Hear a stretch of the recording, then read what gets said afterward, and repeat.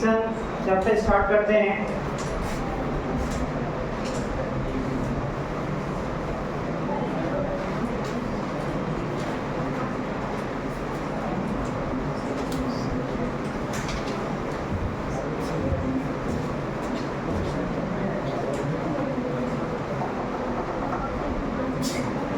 इसका आंसर क्या होगा? ये आप लोग लिख लीजिए फ्रिक्शन। अब इसी के नीचे क्वेश्चन एक शुरुआत करते हैं। कोड जो है इसका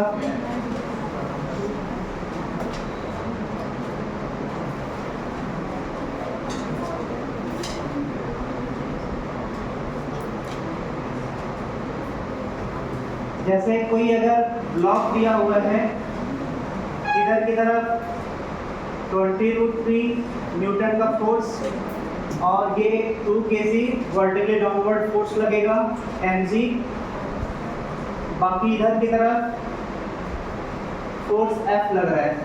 क्लियर? तो अगर ये रेस्ट में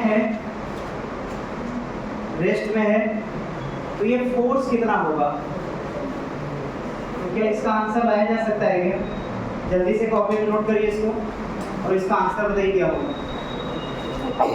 इसका आंसर क्या होगा? फोर्स F का वैल्यू, रेस्ट में बॉल है, ब्लॉक है,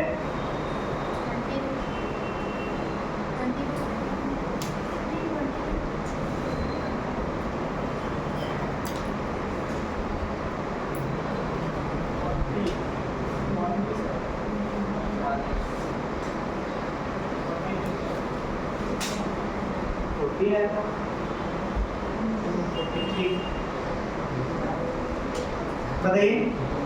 जब ब्लॉक का एवडी बनाएंगे, इधर की तरफ आएगा 20√3 न्यूटन, इधर की तरफ फोर्स आएगा 2 kg का 20 और इधर की तरफ फोर्स है, यही पूछ रहा है।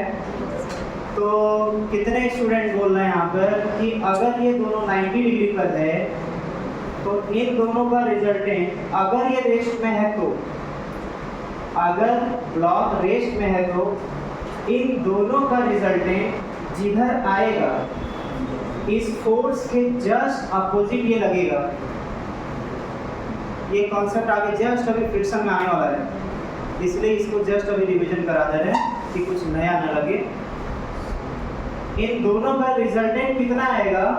तो बोलेंगे 20√3 का स्क्वायर प्लस 20 का स्क्वायर। समझते जाएंगे, नोट भी करते जाएंगे क्योंकि ये करवा चुके हैं, बस यहाँ पर रिवीजन करवा रहे हैं न्यूटन्स लॉ का। इन दोनों का रिजल्टेंट ये आएगा, इसको सॉल्व करेंगे, शायद 40 आ रहा है क्या? यस। जितना ये 40 इधर आ रहा है, अच्छा वो एंगल भी बता सकते हैं यहाँ से अगर जरूरत पड़ेगा तो। थीटा अगर है तो tan थीटा परपेंडिकुलर, थीटा से दूर वाला परपेंडिकुलर होता है 20 बाई जो थीटा से लगा है पास वाला 20√3, 1/√3 आ गया। ऐसा तब होगा जब थीटा का वैल्यू क्या आएगा? 30 डिग्री, मतलब ये 30 डिग्री होगा। अगर थीटा का वैल्यू 30 डिग्री इधर आ रहा है तो जो फोर्स इधर लग रहा है जस्ट उसके अपोजिट, अगर इसको डैश करके इधर आगे बढ़ाएं तो इधर से ये 30 डिग्री बनाते हुए जस्ट अपोजिट फोर्स ये लगेगा। और कितना लगेगा? 40 न्यूटन लगेगा। क्लियर? मतलब हमें 3 फोर्स में से 2 फोर्स पता है तो उसके अपोजिट तीसरा वाला लग करके उसको 0 कर देगा, जस्ट अपोजिट 0 कर देगा, उतने के बराबर लगा करके फोर्स। इसका जस्ट अभी यूज करने जा रहे हैं फ्रिक्शन, इस कॉन्सेप्ट का।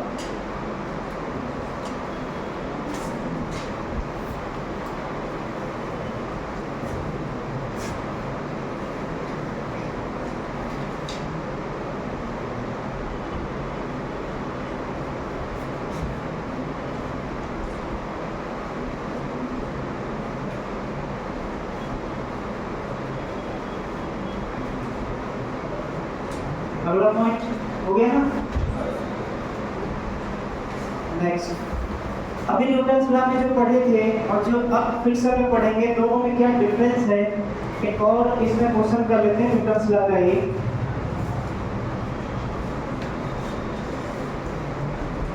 जैसे मान लेते हैं कोई सरफेस पर 2 kg का ब्लॉक रखा हुआ है सरफेस पर, इसको मिनिमम कितना फोर्स लगा दें, कम से कम कितना फोर्स लगाएं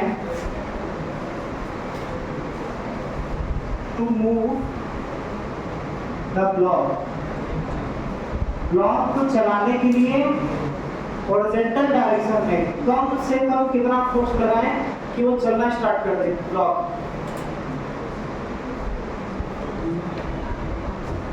ये क्वेश्चन है, जल्दी से नोट करिए इसको। ये न्यूटन लगा है क्वेश्चन।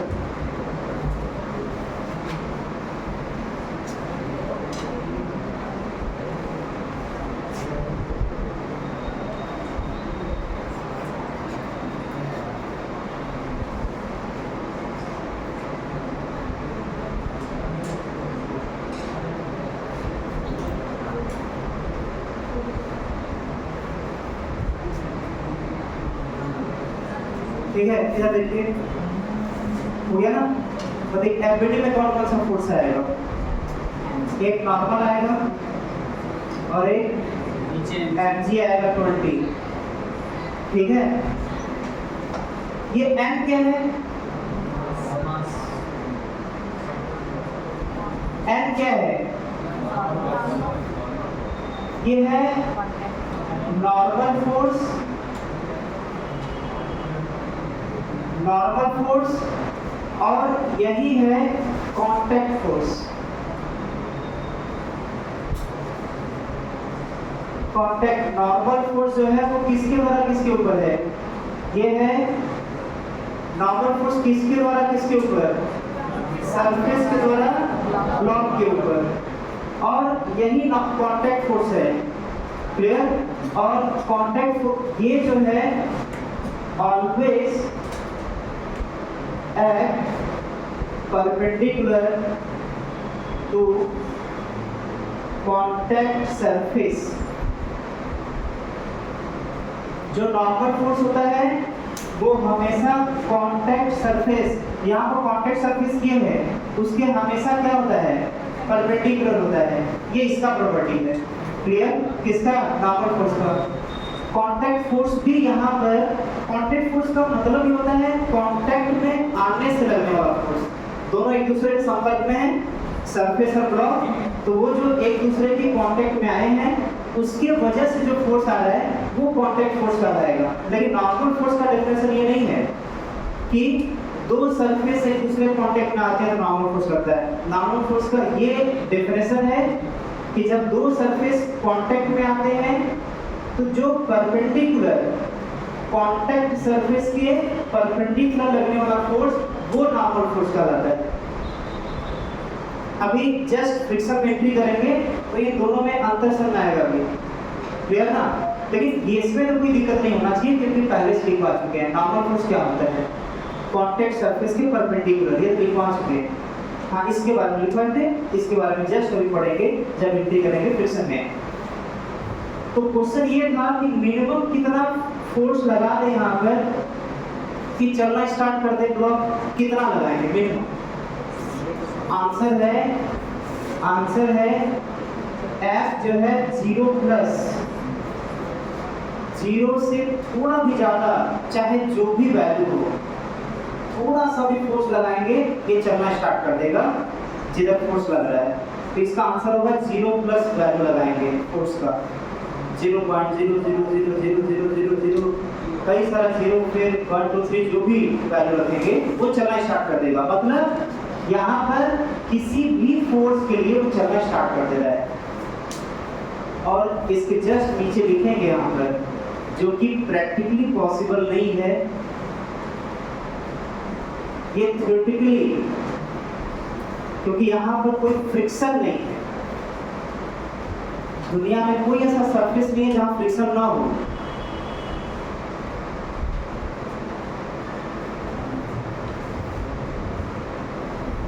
यहाँ पर लिख लेंगे F = 0 प्लस पर वो चलना स्टार्ट कर देगा, जो कि प्रैक्टिकली पॉसिबल नहीं है कि थोड़ा सा फोर्स दे दें और उसके मास पर डिपेंड भी नहीं कर रहा है।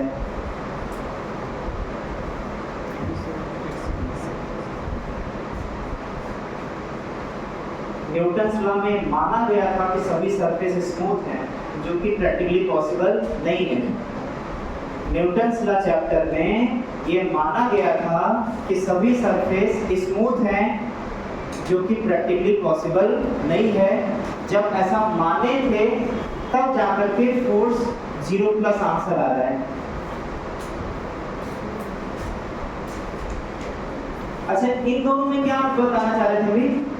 नॉर्मल फोर्स हमें पता है कि ये कॉन्टैक्ट सरफेस के हमेशा परपेंडिकुलर लगेगा। कॉन्टैक्ट फोर्स क्या होता है? जस्ट अब एंट्री करते हैं फ्रिक्शन में, वहीं से ओरिजिनेट होगा। देखते हैं।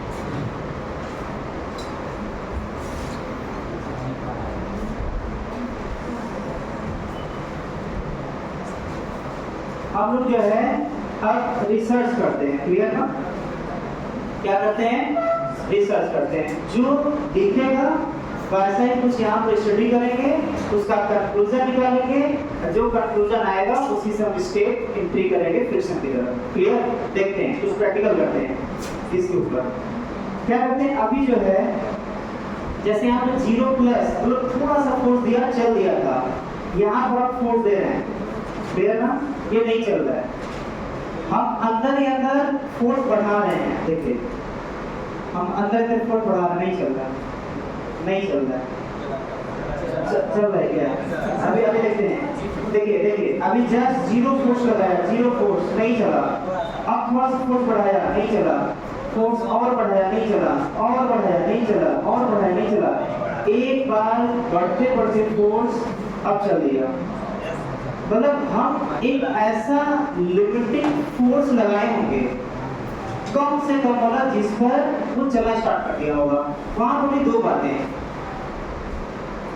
हम हॉरिजॉन्टल फोर्स लगा रहे हैं, मान लेते हैं हम एक न्यूमेरिकल एग्जांपल के साथ चलते हैं, इसको बनाते हैं यहाँ पर।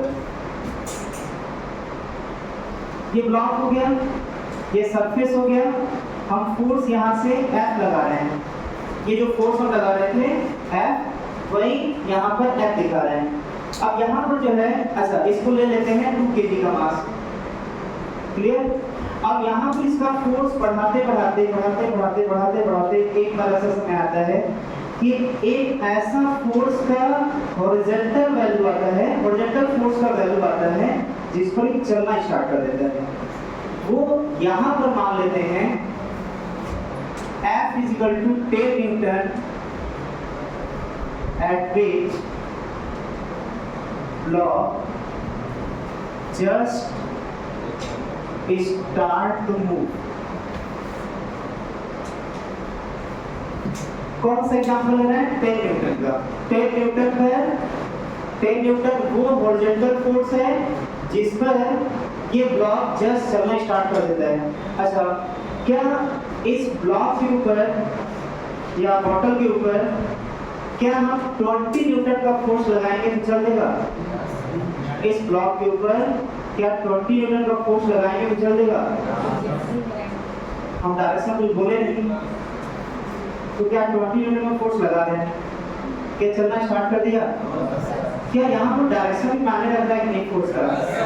वो जो 20 न्यूटन का फोर्स है वो स्वाभाविक सी बात है कि जो 10 न्यूटन पे चलना स्टार्ट कर दिया था उससे तो ज़्यादा था, लेकिन उसके बावजूद भी वो 20 न्यूटन फोर्स हम ऐसे लगा दिए, ये इधर नहीं चला। इसका मतलब कि हमें फोर्स के वैल्यू के साथ साथ उसका डायरेक्शन भी यहाँ पर ध्यान देना होगा। क्लियर? अब आते हैं इसमें वैल्यू बढ़ाते हैं, लेकिन 10 न्यूटन से कम वाले पर इसको स्टडी करते हैं। हॉरिजॉन्टल फोर्स लगाते हैं लेकिन 10 न्यूटन से कम ही फोर्स लगाते हैं। देखते हैं क्या होता है। जैसे अगर हम बात करें 2 kg पर, इधर लगा दिया फोर्स, पहला केस F का वैल्यू 0 लगाया, तो F का वैल्यू 0 लगाएंगे तो क्या चलेगा? हमें पता है 10 न्यूटन पर चलने वाला है, 10 न्यूटन पर, तो क्या इस पर चलेगा? डायग्राम कैसा बनेगा? FBD कैसा बनेगा? FBD बनेगा 2 kg का, कैसा बनेगा? ये पहले बनाइए, तो इसको यहाँ बनाते हैं, ये इसको बना लीजिए पहले। हम एक एग्जांपल ले लिए कि 10 न्यूटन पर, ये एज्यूम किए हैं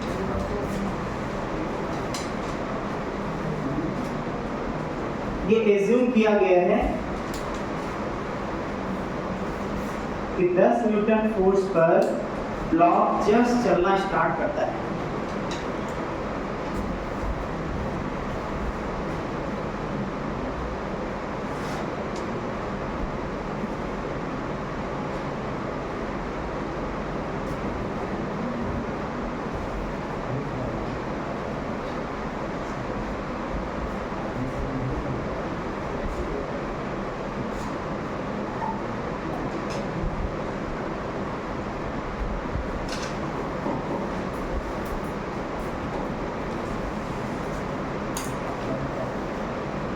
हो गया? ये देख लिया है इसको जल्दी? हाँ,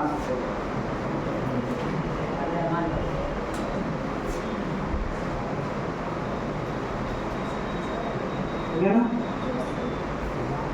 चलिए पहला केस, फर्स्ट केस है जिसमें जो फोर्स लग तो रहा है लेकिन जीरो वैल्यू के साथ, मतलब फोर्स नहीं लग रहा है। अब इसका एफडी क्या बनेगा? अगर इसके एफडी की बात करेंगे तो 2 kg का, अगर ये रुका है कि चलेगा कब? चलेगा कब? एग्जांपल क्या लिया गया था? 10 न्यूटन पर चलना स्टार्ट करेगा, जीरो लिया फोर्स, तो एक आएगा नॉर्मल फोर्स और एक आएगा इनर्जी। क्लियर? अब आते हैं सेकंड, F = 2 न्यूटन। यहाँ पर अब इसका एफडी बनाइए। ये N है कांटेक्ट फोर्स,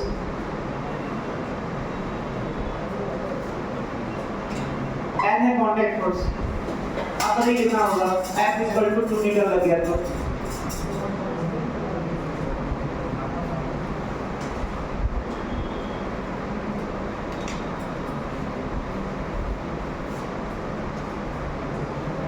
इसका एफडी बनाइए।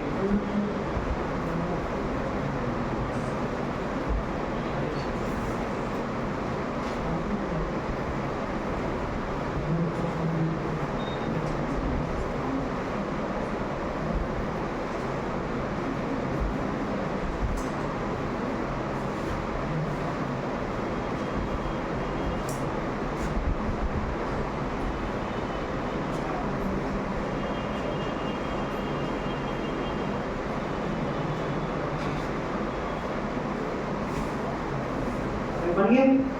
देखिए mg किधर है? नीचे। और कांटेक्ट फोर्स जो इन दोनों के बीच में लगेगा वो किधर? कांटेक्ट फोर्स किधर? अच्छा, जो 2 न्यूटन इधर लग रहा है उसको और आगे ऐसे बढ़ाया जा सकता है क्या? अरे भाई डायरेक्शन थोड़ी बदला, डायरेक्शन अभी भी आगे लग रहा है, अभी भी आगे लग रहा है, तो इसको ऐसे भी बनाया जा सकता है, कोई दिक्कत नहीं है, दोनों एक ही है। बताइए कांटेक्ट फोर्स किधर लगेगा? कांटेक्ट फोर्स, अच्छा ये चलेगा नहीं चलेगा? पहला क्वेश्चन, कब चलेगा? हम लोग क्या एज्यूम करके चल रहे हैं? 10 न्यूटन पर। 10 न्यूटन ज्यादा ही कम तो नहीं चलेगा। नहीं चलेगा तो नेट फोर्स क्या होगा? नेट फोर्स जीरो होगा। अच्छा नेट फोर्स, अच्छा फोर्स कितने टाइप के लग रहे हैं उसको एनालिसिस करिए। मतलब कितने उसके चारों तरफ के जितने भी फोर्स लग सकते हैं कौन कौन लगा रहा है? एक तो एफजी लगा रहा है, एक जो पर्सन इसको धक्का दे रहा है या पुल कर रहा है। क्लियर ना? 2 फोर्स लगा। क्या ये रुका है? तीसरा कौन सा फोर्स होगा? जो सरफेस 2 kg के ऊपर लगाएगा। किधर लगाएगा? ऊपर लगाएगा। किधर लगाएगा? ऊपर। अच्छा जैसे ही ऊपर कांटेक्ट फोर्स लगा तो क्या यहाँ पर रुका रहेगा? क्या लॉजिकली क्या रुका रहेगा? ये नहीं रुका रहेगा। सर कहाँ से भाई? अगर ये रुका है तो नेट फोर्स जीरो होना चाहिए। ये वाला इसको बैलेंस करेगा, और जब इसको बैलेंस करेगा तो कैंसिल आउट हो गया, तो ये तो अकेले बच गया ना, अकेले बच गया तो चला देगा इसको। जबकि हम लोग क्या देख रहे हैं कि नहीं चला था, और जब वो नहीं चला था तो नहीं चला था। ऐसा नहीं कि इसको देखकर के उसको चला देंगे। प्रैक्टिकली जो होता है वो ओरिजिनल होता है। ओरिजिनल क्या होता है? जो प्रैक्टिकली देखते हैं। क्लियर? तो यहाँ पर ये जो फोर्स लगेगा वो शायद कहीं ऐसा लगेगा, नॉर्मल फोर्स से कुछ एंगल बना करके। कितना अच्छा, इसका नाम दे देते हैं FC। FC मतलब कांटेक्ट फोर्स। FC क्या है? FC है कांटेक्ट फोर्स। क्लियर ना? अब ये जो FC है वो कांटेक्ट फोर्स। अब नॉर्मल ये क्या होता है? जो सरफेस के परपेंडिकुलर लगता है, लेकिन ये नॉर्मल फोर्स नहीं कहलाएगा, ये कहलाएगा कांटेक्ट फोर्स। ये अलग बात था कि यहाँ पर नॉर्मल फोर्स और कांटेक्ट फोर्स दोनों बराबर था, क्योंकि फोर्स 90 डिग्री पर लग रहा था, नॉर्मल फोर्स का लग रहा था। यहाँ पर कुछ एंगल पर लग गया, इसका वैल्यू कितना होगा? FC का वैल्यू कितना होगा? तो बोलेंगे FC का वैल्यू होगा रूट में इन दोनों का जो रिजल्टेंट आएगा, इन दोनों का जो रिजल्टेंट आएगा कितना होगा? रूट में 20 का स्क्वायर प्लस 2 का स्क्वायर, जो भी आएगा ये, और इसी के बराबर होगा ये। तभी तो इन दोनों का रिजल्टेंट इसको कैंसिल आउट करेगा। क्लियर है? अब यहाँ पर वैल्यू को और बढ़ाते हैं। थर्ड केस लेते हैं, तीसरा केस इधर की तरफ ले लेते हैं। 5 न्यूटन का फोर्स और 2 kg है तो 20 नीचे लगेगा ही। अब नॉर्मल, अब इसका एफडी अगर बनाएंगे हम लोग F = 5 न्यूटन पर, तो कैसा बनेगा? तो इसका एफडी 2 kg एफडी बन जाएगा। वैसे बनाते हैं, 2 kg का एफडी बनेगा 5 न्यूटन इधर, 20 इधर, और जो कांटेक्ट फोर्स है वो कहीं इधर लगेगा। अब यहाँ पर जो वैल्यू थीटा का था, इसको ऐसा करते हैं, θ1 ले लेते हैं और यहाँ पर θ2 लेते हैं। बताइए कौन ज्यादा, θ1 ज्यादा कि θ2 ज्यादा? कौन ज्यादा? कैसे पता? कैसे पता? यहाँ पर इसका जो रिजल्टेंट निकालेंगे वो कितना होगा, पहले ये निकाल लेते हैं। 20 का स्क्वायर प्लस 5 का स्क्वायर। अब ये जो FC फोर्स लगेगा, अगर हम इसका डायरेक्शन निकालना चाहें tan θ1, तो θ2 है, ये भी θ2 होगा, और ये θ2, tan θ2 का वैल्यू कितना आएगा? tan θ2 का वैल्यू परपेंडिकुलर बाई बेस, यही होगा। और यहाँ पर tan θ1 क्या आएगा? यहाँ पर tan θ1 कितना आएगा? 2/20 और 1/10। अब ये तो कम है, और जब वैल्यू कम होगा तो थीटा भी कम होगा, और जब tan थीटा का वैल्यू ज्यादा होगा, ये ज्यादा है, तो थीटा भी ज्यादा होगा। अब तीसरा केस लेते हैं। तीसरा केस, जब हम F का वैल्यू उसके लिमिटिंग वैल्यू के बराबर लगाते हैं तो क्या होगा? तो ये सेकेंड केस था, थर्ड केस था। अब फोर्थ केस लेते हैं।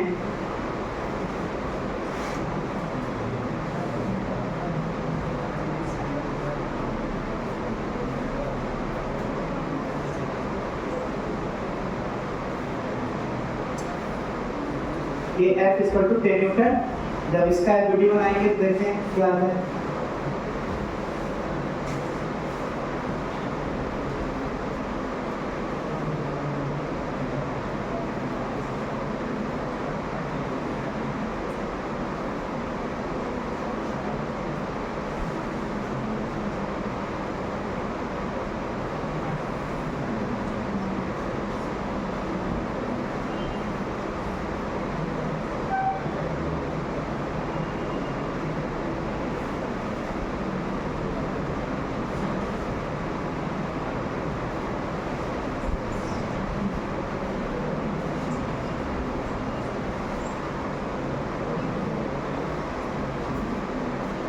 चार केस।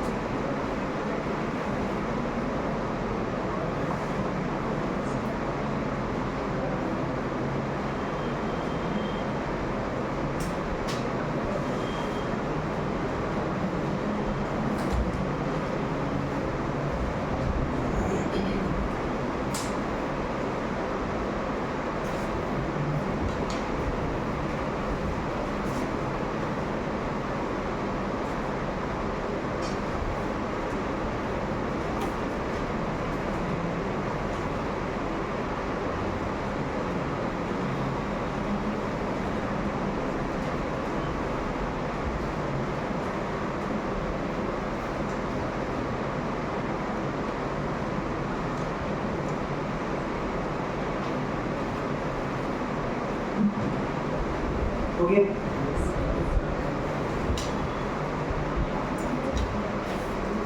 अब इसको जो है अब यहाँ पर लेकर आते हैं, इसको यहाँ पे समझते हैं, देखते हैं इधर। देखिए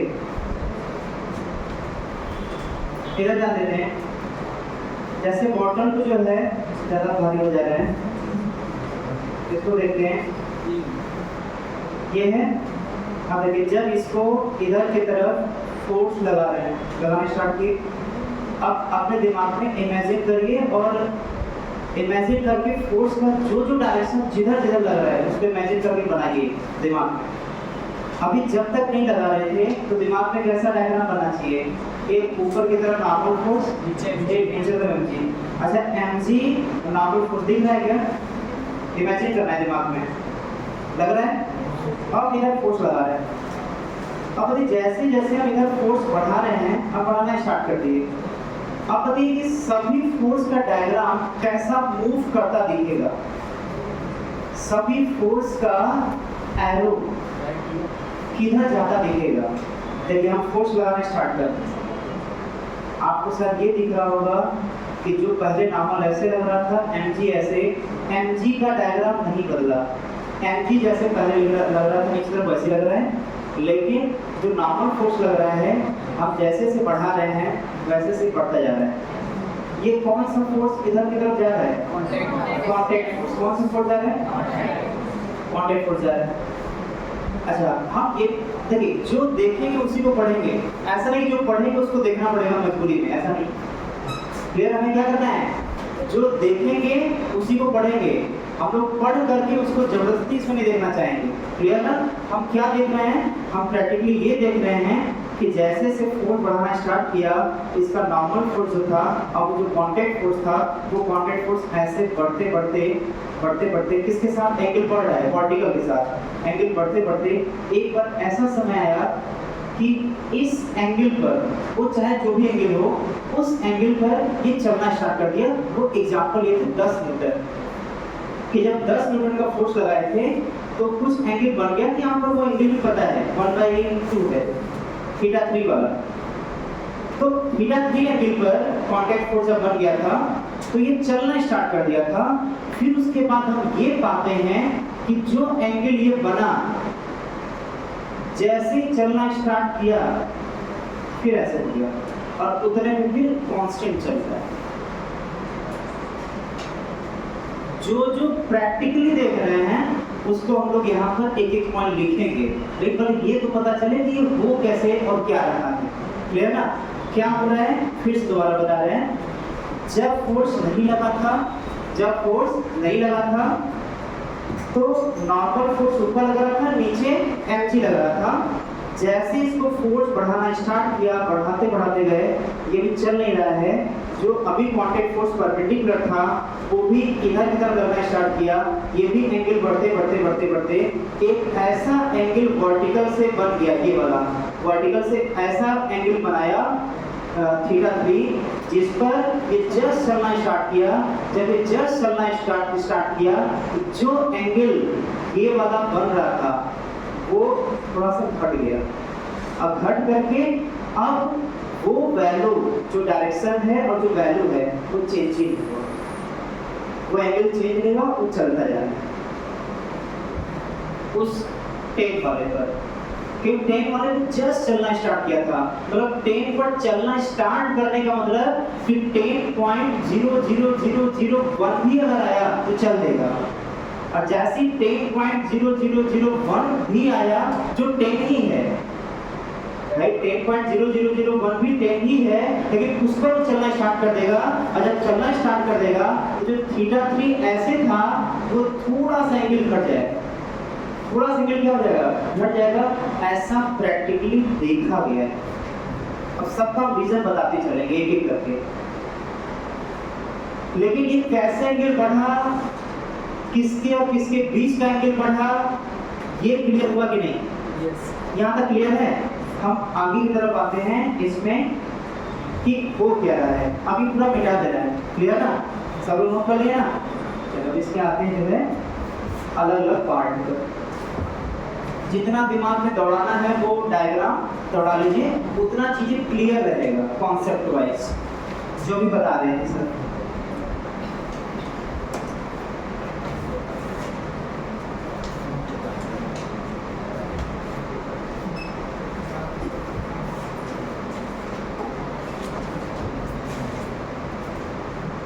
अब देखिए आप फाइनली क्या रिजल्ट बन के आता है।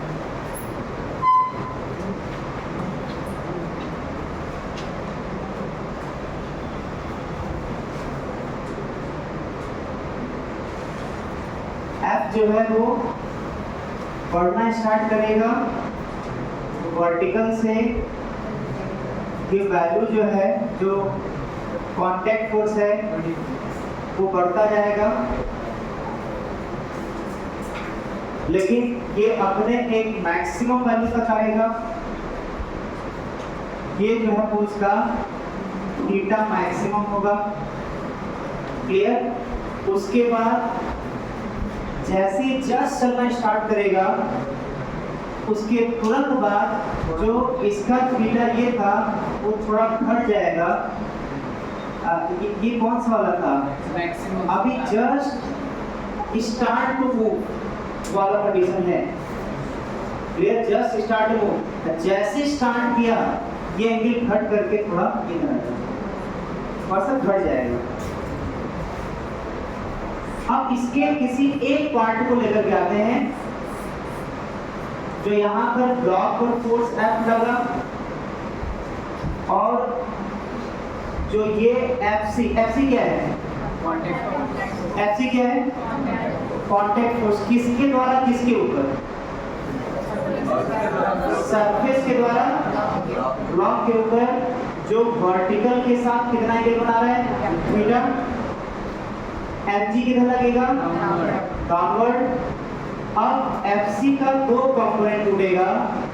पहला कंपोनेंट आएगा इधर की तरफ FC cos थीटा, और इधर की तरफ कंपोनेंट आएगा ये फोर्स लग गया कितना? FC, और इसका एक कंपोनेंट आएगा इधर की तरफ FC sin थीटा, और इन दोनों का अलग अलग नाम पड़ता है इसके वर्ग के हिसाब से। इस कांटेक्ट फोर्स का दो कंपोनेंट टूटेगा, एक टूटेगा सरफेस के परपेंडिकुलर जिसका नाम पड़ता है नॉर्मल फोर्स,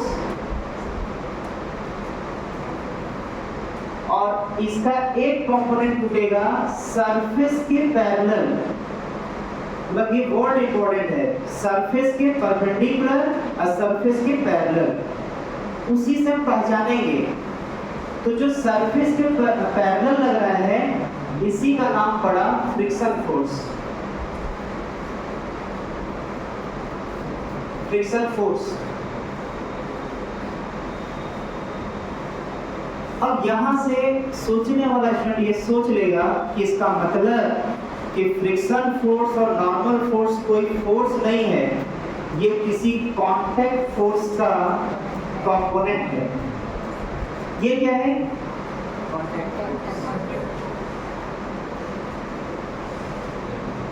फ्रिक्शन फोर्स होता ही नहीं है, यहां से पता चल रहा है।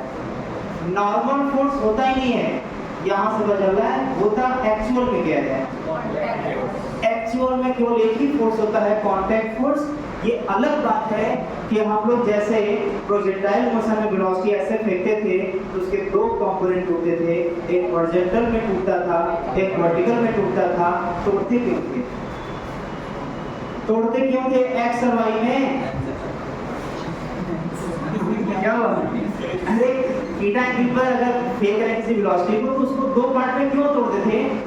क्योंकि हम जो है उस स्टडी को आसान कर सकें, क्योंकि इस पाथ का v बराबर u प्लस at फॉर्मूला नहीं होता है, इस पाथ का s बराबर ut plus half at square नहीं होता है। किस पाथ का s बराबर ut plus half at square होता है? स्ट्रेट लाइन पाथ का, इसलिए उसको तोड़ा गया था x में और y में। तो कभी कभी हम लोग पढ़ाई को आसान करने के लिए उसको कंपोनेंट में तोड़ते हैं जिसमें पढ़ना आसान हो जाए। तो सिर्फ पढ़ने के आसान, अगर हम लोग का दिमाग आइंस्टीन जैसा होता हम लोग इसी के टर्म में पढ़ सकते थे, या फिर कोई बात नहीं। या हम लोग का अगर डायरेक्ट इसका इक्वेशन पता रहता तो वो क्या जरूरत था y और x में तोड़ने का, हम डायरेक्ट t टाइम पर यही का वेलोसिटी पा जाते हैं उस खतरनाक इक्वेशन से। तो खतरनाक इक्वेशन मिला नहीं, हम लोग दो पार्टिकल्स को तोड़ लिए। तो यहाँ से सीखे क्या कि फ्रिक्शन फोर्स और नॉर्मल फोर्स क्या है, ये एक प्रकार का कांटेक्ट फोर्स का ही दो कंपोनेंट है जिसका नाम दिया गया है, लेकिन रियल में कौन होता है, पहले इसको लिख लीजिए, फिर अब इसी से हम लोग एंट्री करेंगे फ्रिक्शन फोर्स।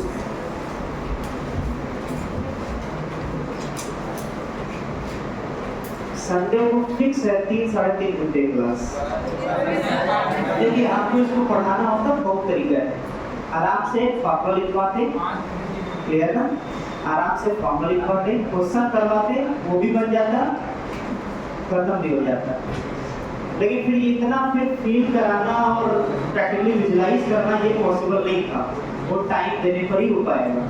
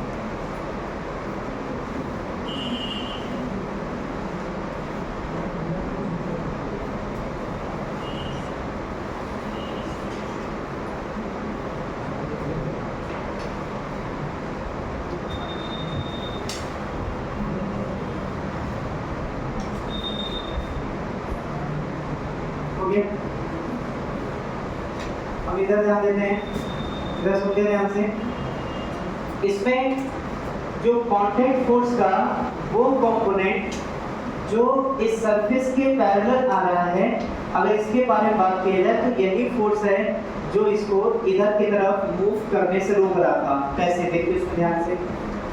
जैसे कि जो एग्जांपल लिए थे कि जब हम ऐसे फोर्स लगा रहे थे तो कांटेक्ट फोर्स ऐसे लग रहा था और इस कांटेक्ट फोर्स का दो कंपोनेंट आया था, एक जस्ट अपोजिट इधर आया था, एक इधर आया था। तो हम जो एक्सटर्नल मतलब बाहरी फोर्स कौन था, इस बाहरी फोर्स कौन है जो हम लगा रहे हैं इसके ऊपर, और जो बाहरी फोर्स है वही इसको चलाने की कोशिश कर रहा है। बाहरी फोर्स हमेशा इस सरफेस के परपेंडिकुलर वाला ही माना जाएगा। एक बात को तो दिमाग में बैठा लें, बाहरी फोर्स क्या इसको भी कर सकते हैं क्या जो एंगल पर फोर्स लगेगा, नहीं। जो फोर्स सरफेस के पैरेलल हम लगाएंगे वही फोर्स क्या कहलाएगा, बाहरी फोर्स मतलब एक्सटर्नल फोर्स। क्लियर, ये नहीं बच रहा है, नहीं समझ आ रहा है, ठीक है।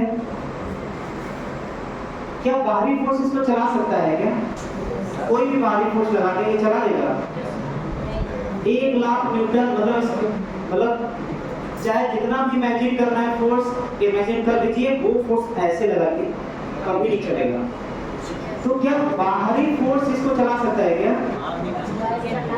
बाहरी फोर्स चला सकता है कि नहीं चला सकता है, वो डिसाइड होगा कि जो बाहरी फोर्स इस सरफेस के पैरेलल, हमें 10 न्यूटन वाला एग्जांपल भूलना नहीं है, क्योंकि वो न्यूमेरिकल ऐसा है जो दिमाग में समझाने के लिए काम आएगा। मान लेते हैं हम एक 100 न्यूटन का फोर्स लगाते हैं इसके ऊपर, लेकिन ऐसे लगाते हैं, ध्यान सुनना है, 10 न्यूटन पर ये चलेगा, ये एग्जांपल लेकर चलते हैं। हम 100 न्यूटन का फोर्स ऐसे लगा रहे हैं, और जब ऐसे 100 न्यूटन का फोर्स लगाएंगे तो उसके दो कंपोनेंट टूटेंगे। इस 100 न्यूटन का एक कंपोनेंट इधर आएगा और दूसरा कंपोनेंट इधर आएगा। जो इधर वाला कंपोनेंट है वही 10 होना चाहिए और उसी से मतलब हमको है।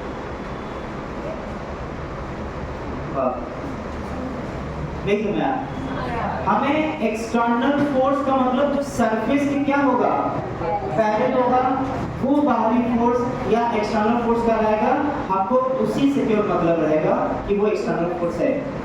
अगर एंगल पर लगता भी है तो उसके दो कंपोनेंट आएंगे, एक कंपोनेंट जो इधर की तरफ लगेगा, एक कंपोनेंट जो इधर की तरफ लगेगा।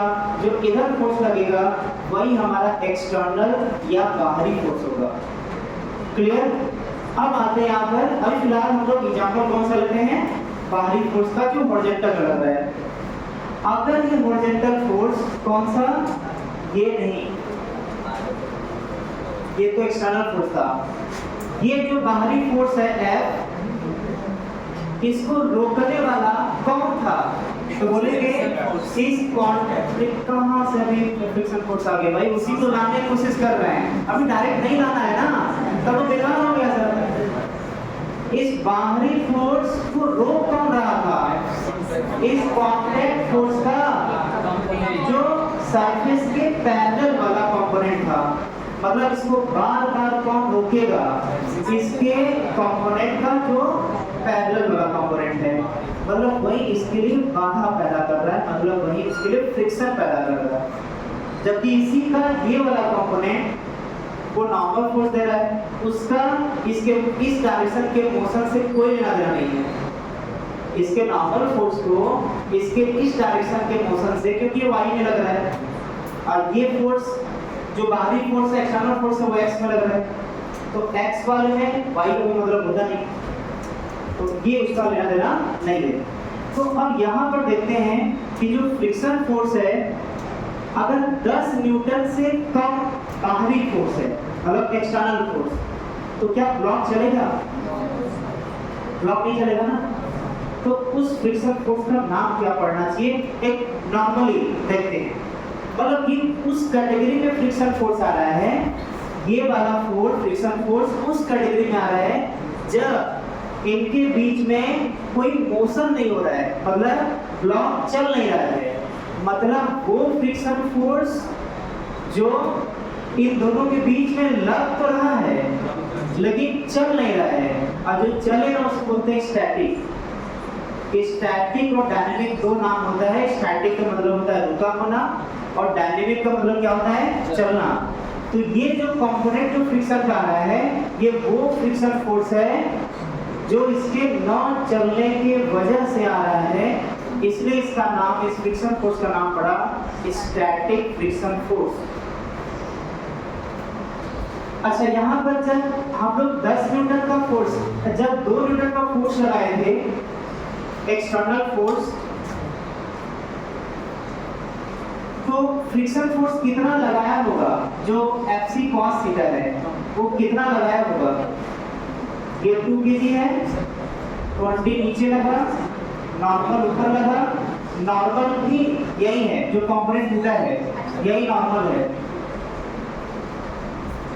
तो इसका जो 2 न्यूटन एक्सटर्नल फोर्स है, तो अपोजिट में ये जो friction force Fc cos theta है वो कितना लगा होगा। अरे भाई, ये अगर आगे फोर्स लगा रहा है, ये रुका हुआ है, तो ये कितना लगाएगा, ये भी 2 न्यूटन लगाएगा। अरे इस डायरेक्शन में नहीं चलाना है, इस डायरेक्शन में नहीं चलेगा तो जितना आगे की तरफ फोर्स होगा पीछे फोर्स लगेगा। तो अगर एक्सटर्नल फोर्स 2 न्यूटन आगे की तरफ लग रहा है, तो फ्रिक्शन फोर्स मतलब Fc cos थीटा मतलब फ्रिक्शन फोर्स जो है वो अपोजिट होते हैं बराबर लगेगा।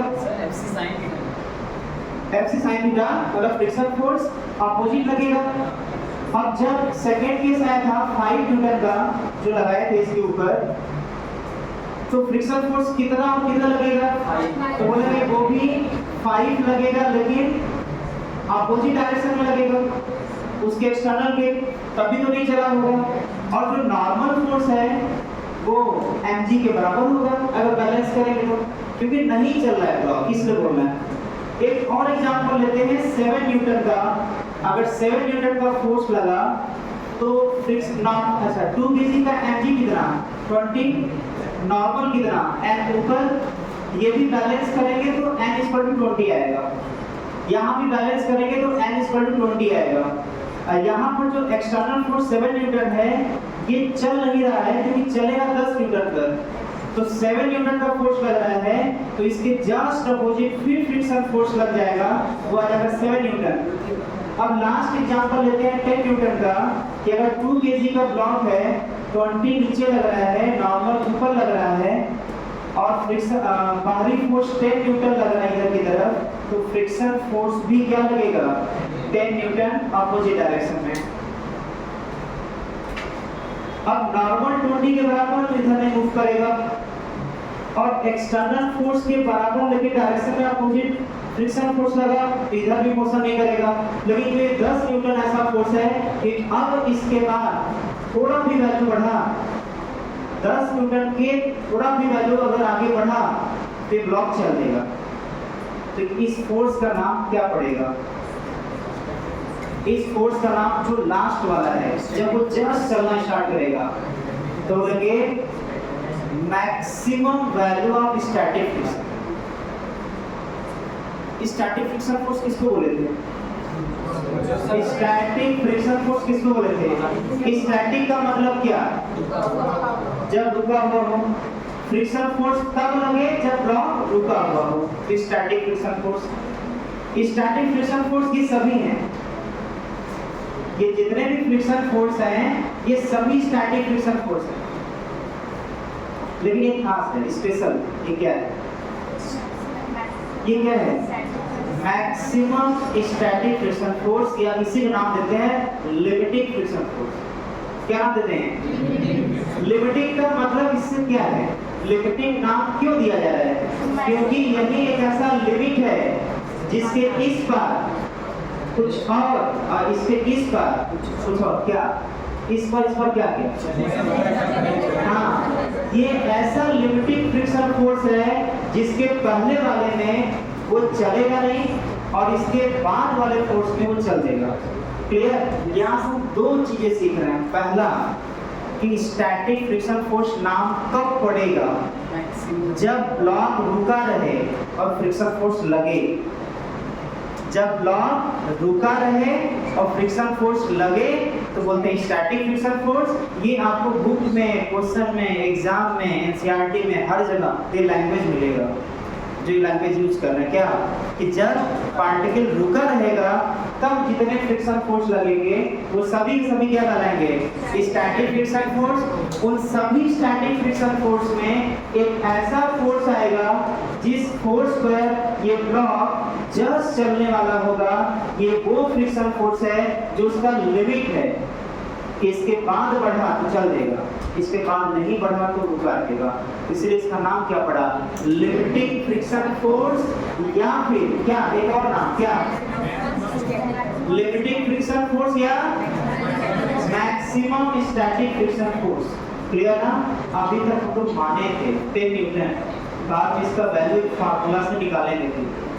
इसको भी अपने लैंग्वेज में लिख लेते हैं, नेक्स्ट टर्म पे पूरा लैंग्वेज के फॉर्म में लिखवाएंगे भी। फिलहाल जो सीखे उसको लिख लेते हैं कि वो फोर्स, फ्रिक्शन फोर्स जो जब नहीं चलेगा तब फ्रिक्शन फोर्स लगेगा, वो स्टैटिक फ्रिक्शन फोर्स होगा।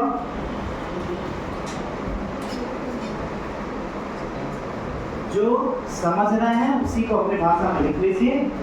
नेक्स्ट टर्म पे लिखवाना अलग बात है, वो फिलहाल अभी नोट कर लीजिए। क्या लिखना है कि जब ब्लॉक मूव ना करे उस केस में जो फ्रिक्शन फोर्स लगता है वो स्टैटिक फ्रिक्शन फोर्स होता है। जब ब्लॉक मूव ना करे तब जो फ्रिक्शन फोर्स लगता है, जो स्कूल के स्टूडेंट हैं जिनको स्कूलिंग भी है, जिनका स्कूल जाते हैं, उनको लैंग्वेज के फॉर्म में नेक्स्ट हम लिखवाएंगे कि आपको अगर एग्जाम में पूछता है तो आपको लैंग्वेज के फॉर्म में कैसे लिखना है। फिलहाल वो अलग होगा, आप जो समझे उसको अपने फॉर्म में लिख लें, अपने भाषा में लिख लें। जब ब्लॉक मूव नहीं करेगा तब जो फ्रिक्शन फोर्स लगेगा उसको बोलते हैं स्टैटिक फ्रिक्शन फोर्स।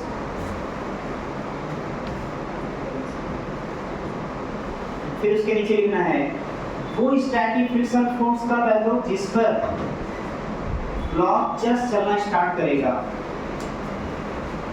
वो स्टैटिक फ्रिक्शन फोर्स का वैल्यू जिस पर वो स्टैटिक फ्रिक्शन फोर्स का वैल्यू जिस पर ब्लॉक चलना स्टार्ट करेगा।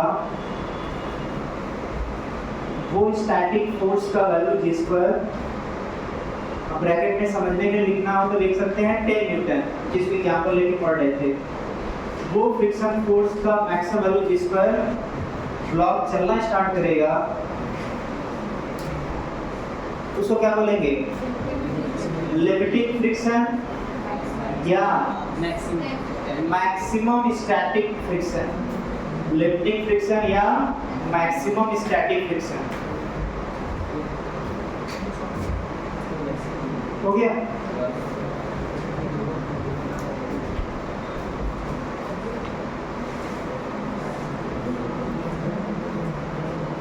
हो गया? टाइम हो गया? कोई बात नहीं, अभी एक पॉइंट लास्ट लिखवा दें। यहाँ पर फाइनली जो डायग्राम बनेगा एफ मैक्स वाला, उसका देख लेते हैं। अगर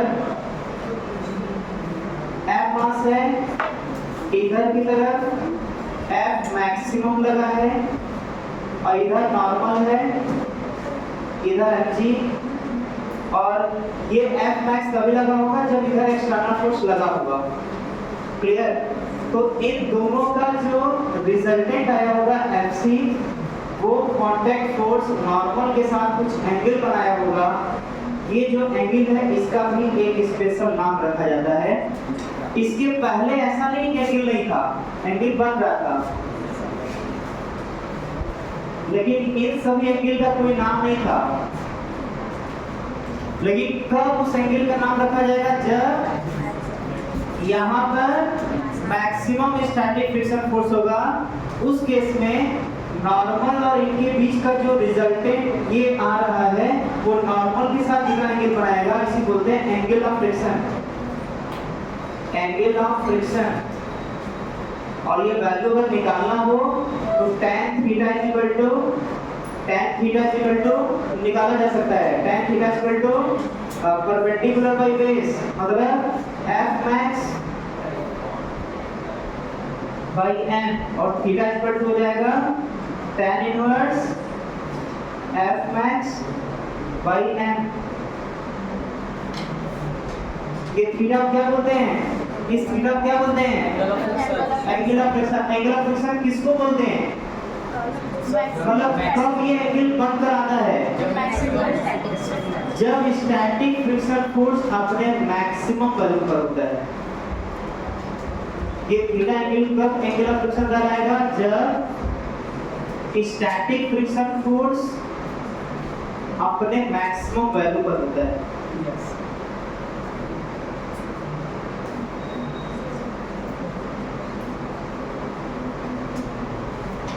ठीक है? अब जो है हम लोग नेक्स्ट नंबर देखेंगे कि ये फ्रिक्शन फोर्स आता किस वजह से है, और बाकी उसके बाद आगे क्वेश्चन की तरफ बढ़ेंगे।